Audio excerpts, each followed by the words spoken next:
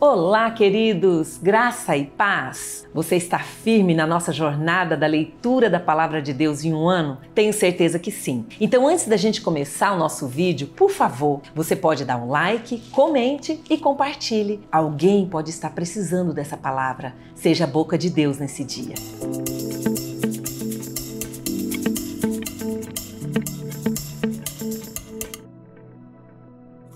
Em Levítico nós vamos começar no capítulo 13 e o capítulo 13 vai estar falando a respeito das leis acerca da lepra. Levítico é um livro onde nós vamos ver vários tipos de cerimônia, de rituais, de leis, separação entre o puro e o impuro. Era o Senhor preparando o seu povo. E logo no versículo 1 está dizendo assim: Disse o Senhor a Moisés e Arão: quando alguém tiver um inchaço, uma erupção, uma mancha brilhante na pele, possa ser sinal de lepra. Será levado ao sacerdote Arão ou a um dos seus filhos. Então veja bem, a lepra, o Senhor está dando sintomas visíveis, mas que somente o sacerdote ele poderia verificar. E o sacerdote aqui ia dizer se aquilo, o que poderia ser feito. Porque quando nós vamos caminhar um pouquinho mais, ele vai dizer o seguinte: o que o sacerdote vai fazer? Ele examinará a parte afetada da pele e se naquela parte o pelo estivesse tornado branco e o lugar parecer mais profundo do que a pele, é sinal de lepra. Então veja bem, o Senhor, ele dá uma abordagem, mas essa abordagem não é um sentido médico, ela é uma abordagem mais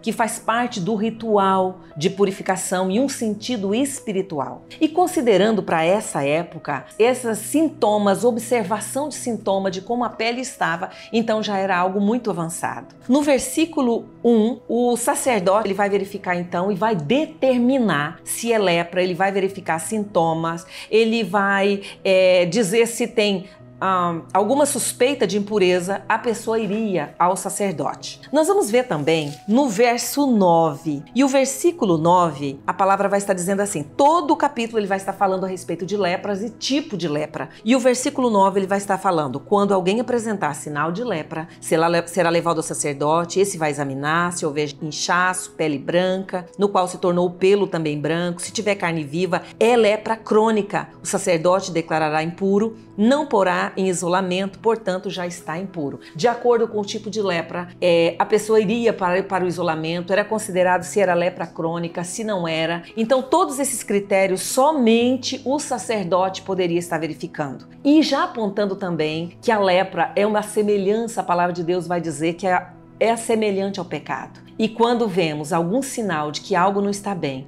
precisamos procurar urgente ir ao sacerdote e deixar que ele nos sonda e deixar que ele trabalhe em nossas vidas. Lembrando que no Antigo Testamento a lepra era considerada uma maldição, não havia cura e ela determinava o destino de uma pessoa. Vamos também agora ver Provérbios 25? O Provérbios capítulo 25 é um livro de sabedoria, é um livro que o Senhor vai estar nos instruindo e Provérbio 25 vai estar dizendo logo assim: estes são outros provérbios de Salomão compilados pelo servo de Ezequias, rei de Judá. A glória de Deus é ocultar certas coisas. Tentar descobri-la é a glória dos reis. A glória de Deus é ocultar. E aí quando nós lemos essa palavra, parece um paradoxo, como Deus quer que se revelar, Deus quer se fazer conhecido, mas a glória de Deus é ocultar. E aí nós vamos entender um pouquinho, quando nós vemos João 16:12, Jesus vai dizer: eu tenho muito que vos dizer, mas vós não podeis suportar agora. Quando nós vamos para Mateus 11:25, vai estar dizendo assim: naquela ocasião, Jesus disse: eu te louvo, Pai, Senhor dos céus e da terra, porque escondeste estas coisas aos sábios e ocultos, mas as revelaste aos pequeninos. Jesus também está louvando ao Senhor, porque tem coisa que vai ficar oculta, mas o Senhor também é Deus que revela no momento certo, na hora certa. Queridos, o Provérbios 25, ele é maravilhoso, ele é um tesouro e ele vai estar falando de modo de vida, forma de ser. Ele vai dizer o versículo 6, não se engrandeça na presença do rei, não reivindique lugar entre os homens importante. É melhor que o rei lhe diga: suba para cá, não force a barra, deixa as coisas acontecer,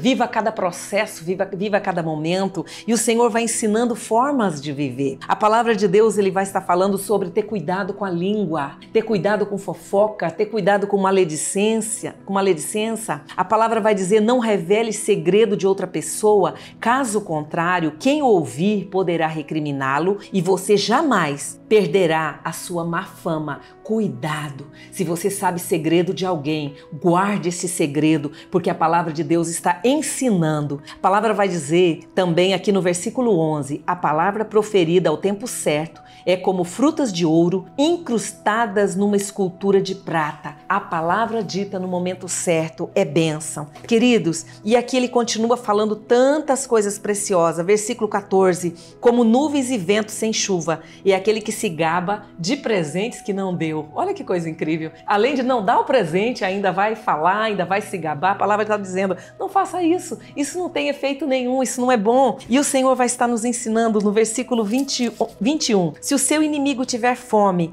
dá-lhe de comer. Se tiver sede, dá-lhe de beber. Fazendo isso, você amontoará brasas vivas sobre a cabeça dele. O Senhor vai te recompensar. Então podemos entender que Provérbios, ele vai estar falando de compaixão, de tolerância, de autocuidado, de desconfiômetro. Olhe para você, preste atenção e o Senhor vai estar honrando, abençoando. Vamos agora para Mateus 11, do versículo 20 ao versículo 30. Então vamos lá? Jesus, ele começa chamando a atenção de 3 cidades. Então olha só, Jesus começou a denunciar as cidades em que havia sido realizado a maioria dos milagres. Por quê? Porque as pessoas não se arrependeram. E Jesus, ele tem uma forma muito incisiva, ele vai dizer: ai de você, Corazim, ai de você, Betsaida, porque esses milagres que foram realizados entre você tivessem sido realizados em Tiro e Sidom, há muito tempo elas teriam arrependido, vestido roupas de saco, cobrindo-se de cinza. Mas eu lhes afirmo que no dia do juízo haverá menos rigor para Tiro e Sidom do que para vocês. E aí ele entra a 3ª cidade. E você, Cafarnaum, será levado ao céu? Não. Você descerá ao inferno, ao Hades. Se os milagres que em você foram realizados tivessem sido realizados em Sodoma, ela teria permanecido até hoje. Mas eu lhes afirmo que no dia do juízo haverá menos rigor para Sodoma do que para você. Queridos, nós aprendemos aqui que o Senhor escolhe determinados lugares, determinados momentos e tem uma verdadeira chuva de milagres, chuva de presença,